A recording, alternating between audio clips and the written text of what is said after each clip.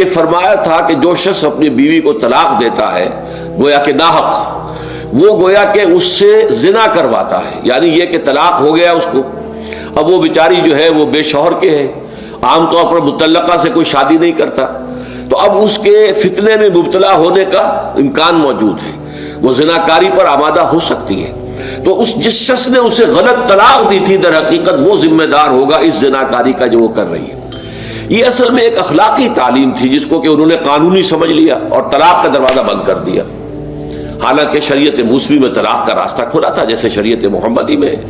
کہ اگر کوئی صورت ایسی ہے کہ مزاج نہیں مل رہا ہے تو ٹھیک ہے، علیحدہ ہو جاؤ، سیپریشن کا راستہ کھلا ہوا ہے۔ اگرچہ اللہ کو حلال چیزوں میں سب سے زیادہ ناپسند طلاق ہے، اللہ چاہتا یہی ہے کہ یہ بندھن بندھ جائے تو بندھا رہے ساری عمر،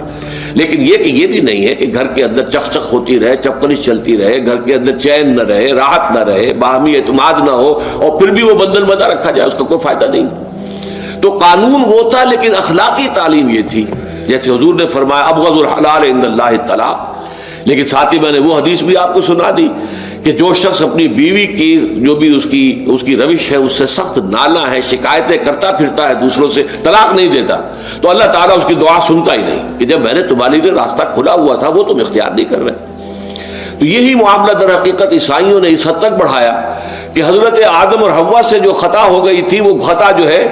وہ تو ہر انسان دنیا میں جو آتا ہے تو خطا کار ہے، وہ اپنے آباء و اجداد، اپنے اماں حوا اور اپنے ابا آدم کی خطا لے کر اپنے ساتھ پیدا ہو رہا ہے، تو گناہ گار ہے۔ Man is sinful from the very birth. اب اس کا کیا علاج ہو؟ پھر وہ تو اس کا علاج ڈھونڈا کہ اللہ نے اپنا اکلوتا بیٹا زمین پر بھیج کر اور اسے ان لوگوں کی طرف سے کفارہ بنا لیا کہ جو ہمارے اس بیٹے پر ایمان لے آئے۔ یہ سارا عقیدہ بناء فاسد علی الفاسد کیوں ہوا؟ کہ توبہ کے بارے میں تصور ان کا غلط ہو گیا۔ اللہ قرآن مجید نے واضح کیا کہ غلطی تو ہوئی تھی حضرت آدم و حوا سے، شیطان کے بہکانے میں آ گئے تھے، لیکن یہ کہ پھر انہوں نے توبہ کی، اللہ نے تاب علیہ، اللہ نے اس کی توبہ قبول فرما لی۔ فتلقى آدم من ربہ کلمات فتاب علیہ، تو آدم نے اپنے رب سے کچھ کلمات سیکھ لیے،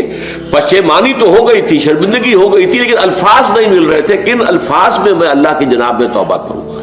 اللہ کی کمال شفقت کے اللہ نے وہ الفاظ بھی انہیں تلقین کر دیے جو سورہ اعراف کے اندر بیان ہوئے ہیں، ربنا